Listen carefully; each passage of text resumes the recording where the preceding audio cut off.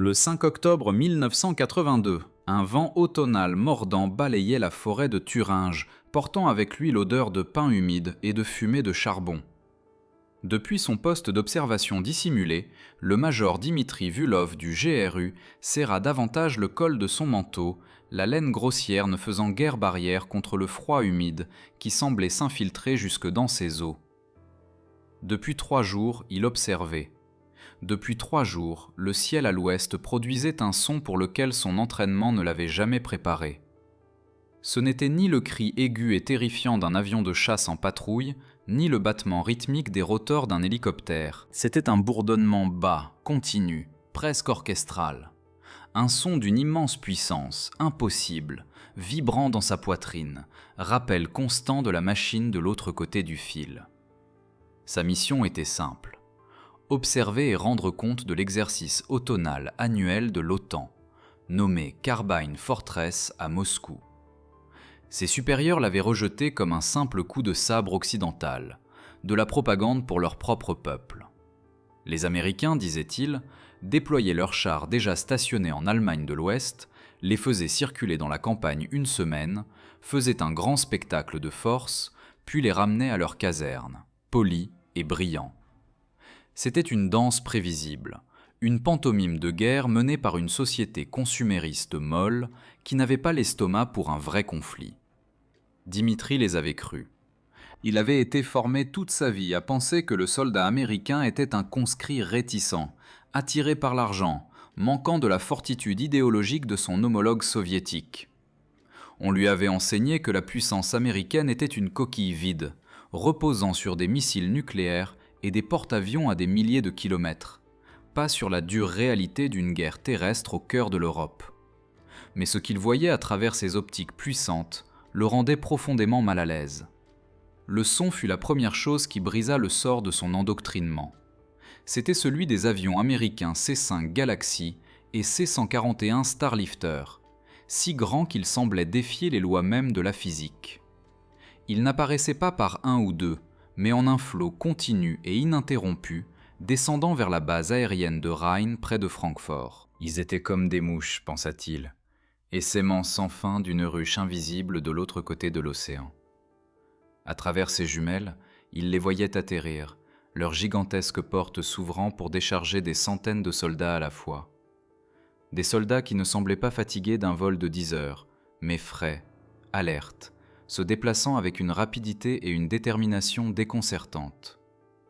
Ils ne portaient que leurs armes personnelles et leurs sacs à dos. En quelques minutes après l'atterrissage, ils étaient entassés dans des flottes d'autobus attendus, qui s'enfuyaient ensuite sur l'autobahn, disparaissant vers le cœur de l'Allemagne de l'Ouest. L'organisation même de tout cela fut ce qui remit en question sa certitude.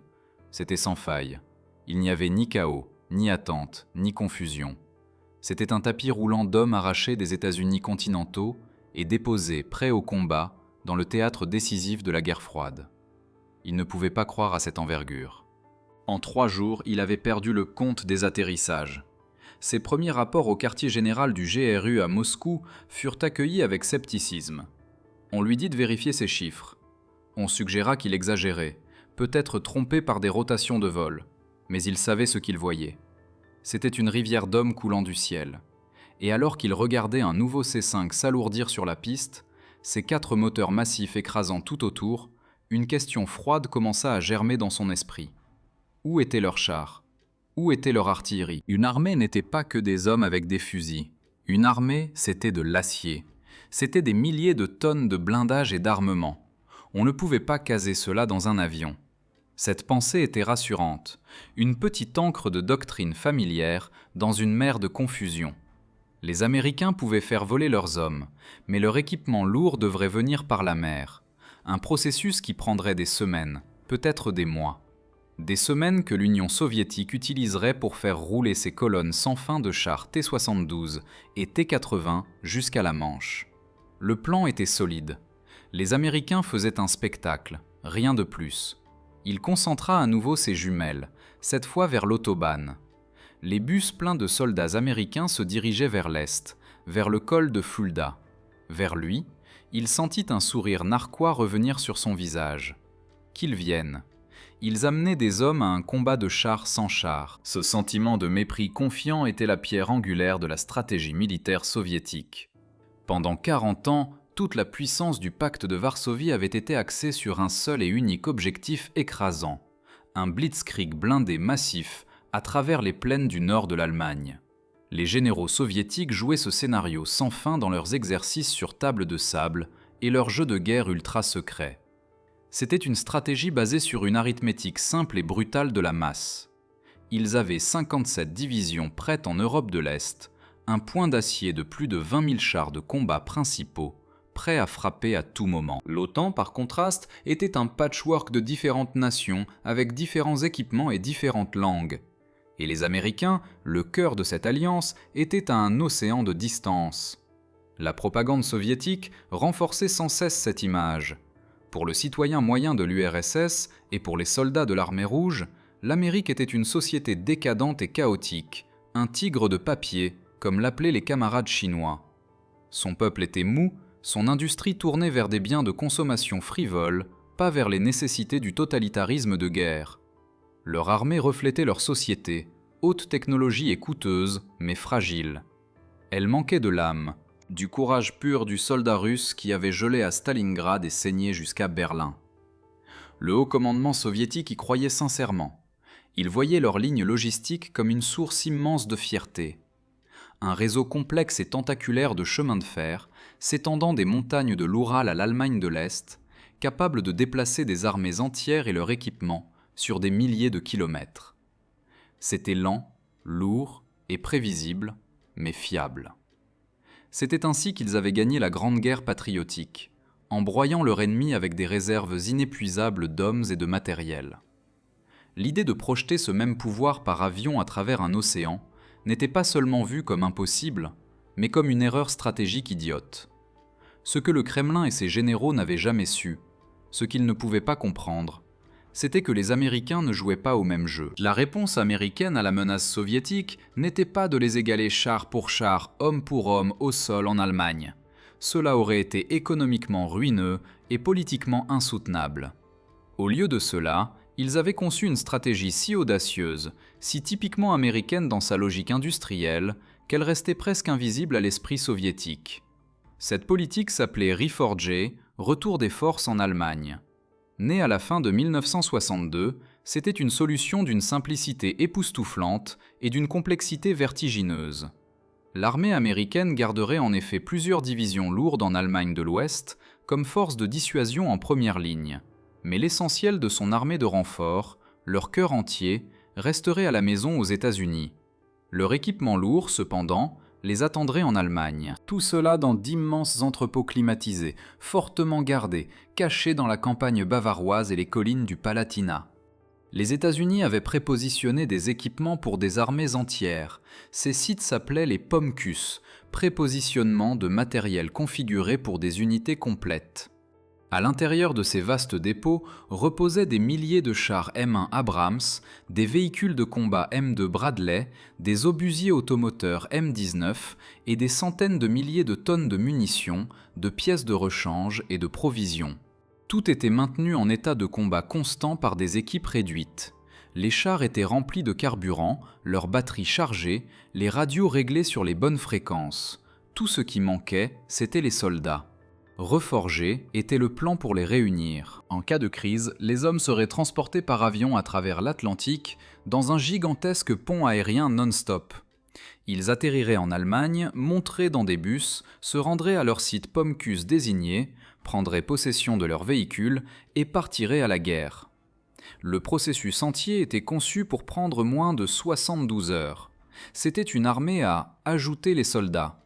Un concept si étranger à la doctrine soviétique de formations monolithiques unifiées qu'il ne calculait simplement pas. C'était une stratégie qui remplaçait la lente logique du chemin de fer par la portée mondiale de l'avion. C'était un hommage non pas à l'armée américaine, mais à sa base industrielle, à son génie organisationnel et à sa richesse sans fond. C'était une arme secrète, cachée en pleine vue. Un mat stratégique que les soviétiques allaient voir pour la première fois, sans se rendre compte que la partie était déjà terminée. Pendant les 12 heures suivantes, le major Dimitri Vulov et sa petite équipe devinrent des fantômes, suivant les convois de soldats américains qui progressaient plus profondément en Allemagne de l'Ouest. Les bus voyageaient en paquets disciplinés, escortés par des jeeps de police militaire. Leur efficacité était un reproche silencieux au mouvement chaotique de troupes auquel il était habitué. Ses rapports à Moscou devenaient plus pressants, son langage teinté d'une confusion proche de l'alarme. Les Américains ne se dirigeaient vers aucune garnison ou zone d'entraînement autant connue. Ils roulaient vers les collines douces et silencieuses du Palatinat, une région connue davantage pour ses vignobles et ses châteaux anciens que pour son importance militaire. Depuis une crête boisée surplombant une vallée paisible, Vulov localisa finalement leur destination. C'était un complexe anonyme s'étendant, entouré d'une haute clôture surmontée de fils barbelés concertina. Cela ressemblait à un immense dépôt logistique ou peut-être à une usine d'État. Il n'y avait pas d'étendard d'unité, pas de caserne, pas de terrain de parade, seulement des dizaines de longs bâtiments bas en béton, sans caractéristiques et silencieux.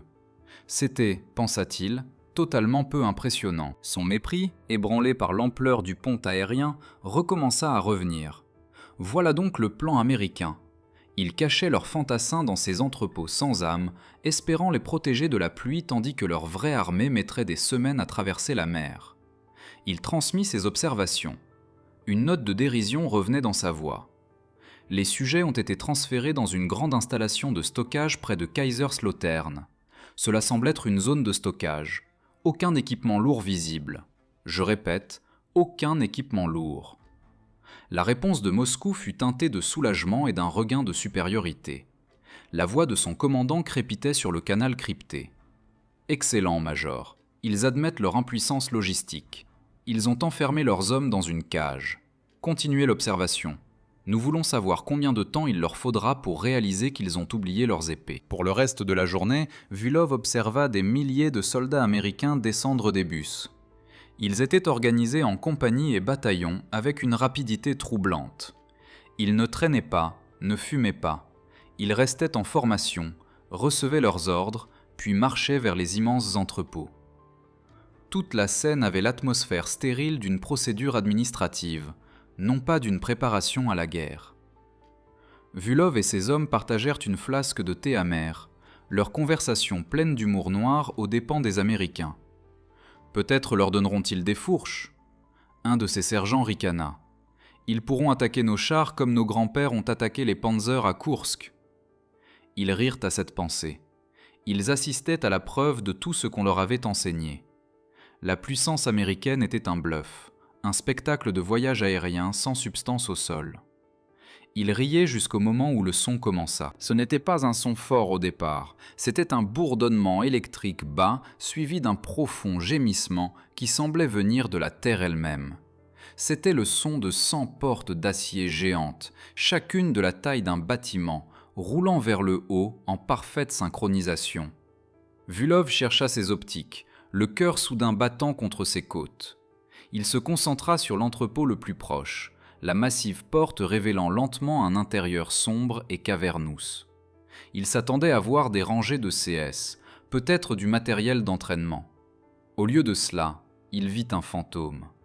Baigné dans la lumière industrielle crue de l'entrepôt, se trouvait la silhouette angulaire inconfondable d'un char M1 Abrams. Puis ses yeux s'ajustèrent, et l'horreur véritable de l'image se précisa. Ce n'était pas un char, c'était une rangée de chars serrés les uns contre les autres, leurs canons tous pointés dans la même direction comme des prédateurs endormis. Et au-delà d'eux, une autre rangée, puis une autre. Il braqua ses jumelles sur l'entrepôt suivant. Ses portes étaient aussi ouvertes, révélant une forêt de véhicules de combat M2 Bradley. L'entrepôt voisin contenait des obusiers automoteurs M19, leurs tubes de canon massifs, ressemblant à des doigts accusateurs silencieux. Dimitri sentit le sang se retirer de son visage. Il ne pouvait simplement pas croire ce qu'il voyait. Ce n'était pas un dépôt de stockage, c'était un arsenal, un tombeau, attendant la résurrection. Puis la deuxième phase du choc le frappa. Les soldats américains, qu'il avait rejetés comme une infanterie en cage, commencèrent à bouger. Ils se ruèrent sur les véhicules, non pas avec l'hésitation de l'inconnu, mais avec les mouvements fluides et pratiqués d'hommes rentrant chez eux. Il regarda, stupéfait, les conducteurs et les artilleurs grimper dans leurs trappes, les équipes de maintenance dégager les protections des moteurs, les sergents de peloton diriger les mouvements par de simples signaux de la main. C'était un ballet parfaitement chorégraphié de réarmement. En quelques minutes, le silence de la vallée fut brisé par un son qu'aucun officier du renseignement soviétique n'avait entendu sur le sol européen. Le sifflement aigu et perçant d'un moteur à turbine à gaz AGT 1500 se lançant. Il n'avait pas le rugissement profond et guttural d'un moteur diesel soviétique. C'était le bruit d'un avion de chasse, un cri d'une puissance immense promettant une vitesse terrifiante. Un par un, les chars Abrams ronronnèrent à la vie, leur moteur créant une symphonie de fureur industrielle qui résonnait dans les collines. Ils n'avaient jamais su que cela était possible. On leur avait tous appris qu'une armée et son équipement étaient inséparables, une entité unique qui se déplaçait ensemble sur terre ou mer. L'idée que l'on puisse séparer le corps de l'âme et les réunir en quelques heures à travers un océan n'était pas qu'une nouvelle tactique. C'était une forme de magie stratégique. Les Américains n'avaient pas oublié leur armée. Leur armée était déjà ici, les attendant. Les hommes qu'il avait vus atterrir à Rhein n'étaient pas que des soldats. Ils étaient les clés allumant la machine d'une échelle inimaginable. Ses mains tremblaient tandis qu'il tâtonnait pour son radio. Sa voix était méconnaissable. « Camarade colonel », balbutia-t-il, oubliant tout protocole. « Ils ont des chars, je ne sais pas combien, des centaines, peut-être des milliers. Ils sortent des bâtiments. » Un long silence suivit à l'autre bout. Puis la voix froide et tranchante de son commandant. « La signification de votre phrase n'est pas claire. D'où venaient les chars ? C'est fini. Ils peuvent mettre une armée n'importe où. » La performance ultérieure de l'équipement américain lors de l'opération Tempête du désert fut le coup de grâce à la fierté militaire soviétique. Les chars M1 Abrams, tirés des mêmes stocks PMA en Allemagne et envoyés au désert, se révélèrent pratiquement invincibles, détruisant des milliers de T-72 irakiens fabriqués en URSS avec presque aucune perte en retour. Les soldats américains, beaucoup étant les mêmes réservistes ayant pratiqué les exercices Reforger, firent preuve de professionnalisme et de létalité, brisant le mythe du conscrit doux et non volontaire. Les soviétiques ne regardaient pas seulement une défaite militaire de leur proxy irakien. Ils assistaient à l'invalidation complète et totale, technologique et doctrinale, de tout leur complexe militaro-industriel. Au final, la guerre froide ne fut pas une bataille au fer gap, ni dans les cieux au-dessus de Moscou. Elle se joua dans les entrepôts silencieux et vastes de la Palatina, sur les chaînes de montage de Détroit et Seattle. Elle fut menée par une nation qui comprenait que le vrai pouvoir ne résidait pas seulement dans le nombre de chars possédés, mais dans la rapidité avec laquelle on pouvait les amener au combat. L'Union soviétique avait construit une armée pour conquérir le monde. L'Amérique avait construit un système pour le défendre. Pendant 40 ans, le major Dimitri Vulov et ses camarades avaient gardé les frontières d'un monde qu'on leur disait leur appartenir à gagner. Ils regardaient à travers le fil de fer, croyant être l'avant-garde d'une force historique irrésistible, héritier d'un legs rugueux et aguerri au combat. Ils avaient appris à voir l'Occident comme une façade fragile et scintillante, destinée à se fissurer au premier coup de leur acier prolétarien. Mais ils avaient tort. Ce à quoi ils faisaient face n'était pas une façade, mais une force d'une nature complètement différente. C'était un pouvoir patient, calme et vaste. Un pouvoir qui résonnait de la confiance silencieuse d'un système parfaitement équilibré. Ils avaient écouté le rugissement d'une armée attaquante, alors qu'ils auraient dû écouter le bourdonnement de l'avion cargo, le hurlement du moteur à turbine, le bruit d'un tableau de bord vérifié dans une vallée allemande tranquille. Ils riaient de l'ennemi, qui semblait avoir oublié son épée, sans jamais réaliser qu'il en avait stocké 1000 juste à côté du champ de bataille, et qu'il pouvait les convoquer ainsi que les mains pour les manier en un clin d'œil. Le rire s'était éteint depuis longtemps, remplacé par une reconnaissance silencieuse et stupéfaite qu'ils avaient été surpassés en intelligence, en production et en manœuvre, non pas par une meilleure armée, mais par une meilleure idée. Le son qui les hantait n'était pas le son de la guerre, c'était le son de l'avenir qui arrivait. un avenir pour lequel il n'était pas préparé.